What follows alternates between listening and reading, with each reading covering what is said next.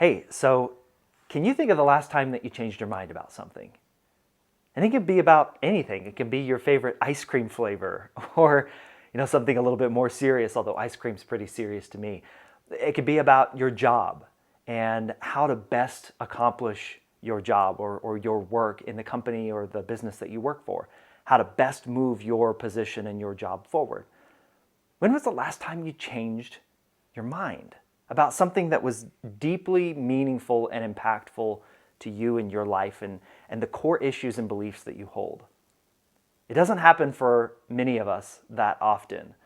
But if you have an example in mind, now I want you to think about how you came to the decision point where you actually changed your mind about that thing or that issue or belief.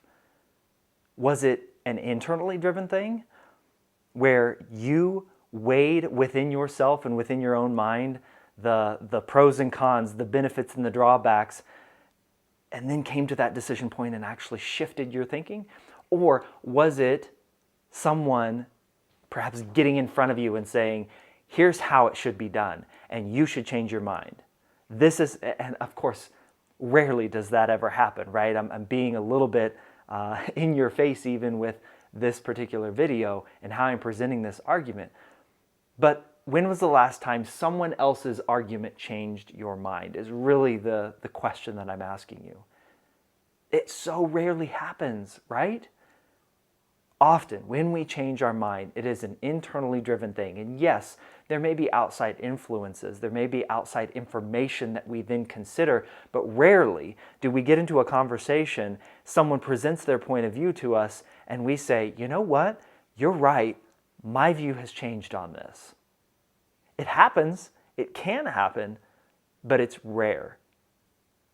Now, in that instance, or when we're talking about changing our minds, if we know that it's an internally driven thing when we change our minds, now I want you to flip it around and think about going into conversation with other people. What should be your goal then? How should you approach a conversation if you know that it is so drastically rare that what you say is actually going to change someone's mind or beliefs or core habits? Yes, of course, if you hold authority over that person, if you're that person's boss, you can demand that they change, right? But I'm not talking about that. I'm talking about all the other areas of communication or conversation that we get into where we present differing opinions and ideas. And so often we go into those conversations trying to convince the other person that we're right and they're wrong. We go in with a debate style attitude. We go in to convict them to change based on the argument that we present. And we know internally that's not how we change our minds. That's not how we come to different conclusions on core beliefs and issues.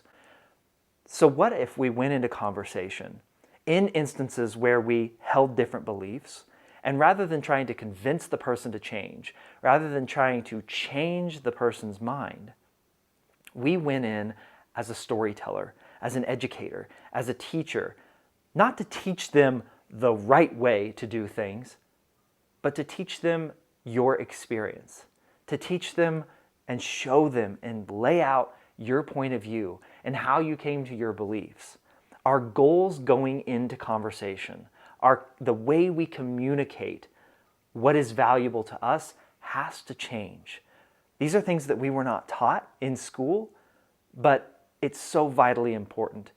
Once you get out of school, out of the education system, and into the real world where conversations and communication has consequences.